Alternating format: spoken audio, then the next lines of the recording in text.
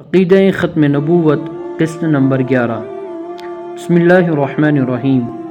اب تک عقیدہ ختم نبوت کے حوالے سے بنیادی خاکہ آپ لوگوں کے سامنے پیش کیا گیا، جو ہر وقت ہر مسلمان کے ذہن میں موجود ہونا چاہیے۔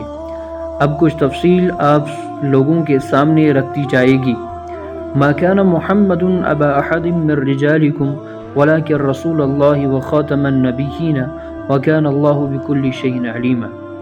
محمد صلی اللہ علیہ وسلم تمہارے مردوں میں سے کسی کے باپ نہیں ہیں، لیکن اللہ کے رسول ہیں اور تمام نبیوں میں سے سب سے آخری نبی ہیں، اور اللہ تعالی ہر چیز کو خوب جانتا ہے۔ تمام مفسرین کرام رحمہم اللہ علیہم اجمعین کا اس پر اتفاق ہے کہ خاتم النبیین کا معنی یہ ہے کہ آپ صلی اللہ علیہ وسلم آخری نبی ہیں۔ آپ صلی اللہ علیہ وسلم کے بعد کسی کو منصب نبوت پر فائز نہیں کیا جائے گا۔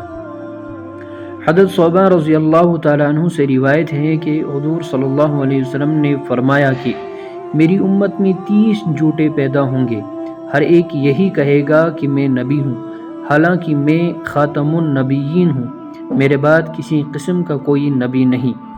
اس حدیث شریف میں حضرت صلی اللہ علیہ وسلم نے لفظ خاتم النبیین کی تفسیر لا نبی بعدی کے ساتھ خود فرما دی ہے۔ اسی لیے حافظ ابن کثیر رحمۃ اللہ علیہ اپنی تفسیر میں اس آیت کے تحت چند احادیث نقل کرنے کے بعد 8 سطروں پر مشتمل ایک نہایت ایمان افروز ارشاد فرماتے ہیں۔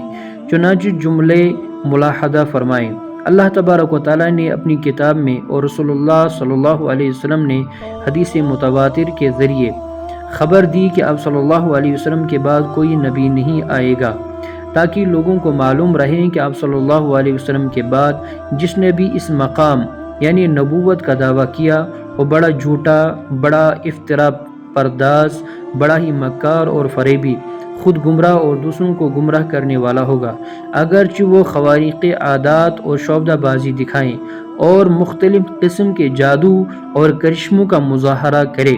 تفسیر ابن کثیر جلد نمبر 3 صفحہ نمبر 494۔